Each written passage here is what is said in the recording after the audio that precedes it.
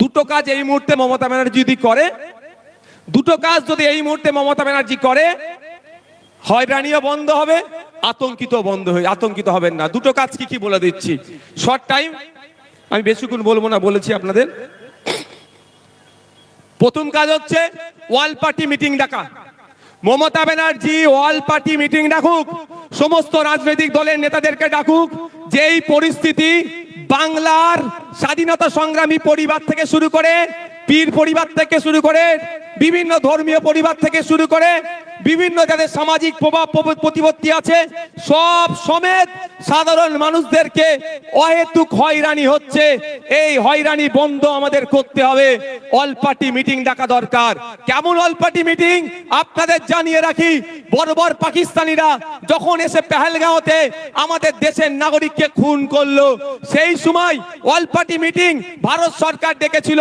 সেই সময় কংগ্রেসের পক্ষ থেকে বলেছিল পাকিস্তানের বিরুদ্ধে অল আউট যাও, আমাদের কোনো অবজেকশন নাই। আজকে মমতা ব্যানার্জি যদি অল পার্টি মিটিং ডাকে, মমতা ব্যানার্জি ডাকে কেউ আসুক আর নাই আসুক, ইন্ডিয়ান সেকুলার ফ্রন্ট যাবে বাংলার নাগরিকদের সাথে, সেখানে গিয়ে বলবে স্বচ্ছতার সাথে যে কাজ পশ্চিম বাংলা সরকার করতে চাই আমরা প্রস্তুত আছি বাংলার মানুষের জন্য।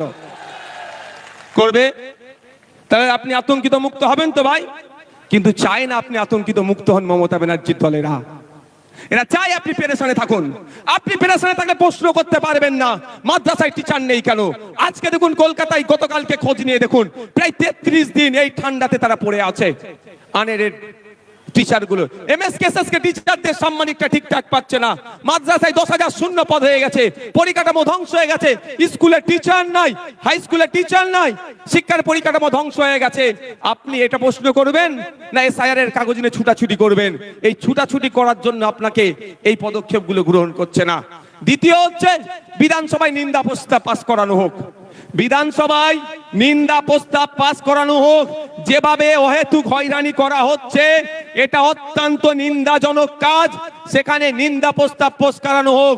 সেই নিন্দা প্রস্তাবের কপিটা ইলেকশন কমিশন অফ ইন্ডিয়াকে দিক, আর যে সরকার একটা মামলা করুক সেই মামলাতে কপিটা অ্যাটাচ করে দিক। নিশ্চিতভাবে সুপ্রিম কোর্ট এটার প্রতি বিবেচনা করবে, কারণ বিধানসভার মধ্যে নিন্দা প্রস্তাব পাস করানো মানে পুরো পশ্চিম বাংলার মানুষ এটাকে নিন্দা করছে, এই অহেতুক হয়রানিকে। এটা করবে মমতা ব্যানার্জি সরকার? আওয়াজ দিন একটু। কেন করবে না? পেরেশান তো হচ্ছে দলিত, সব থেকে বেশি পেরেশানি হচ্ছে মুসলমান, তারপরে দলিত, তারপরে আদিবাসী।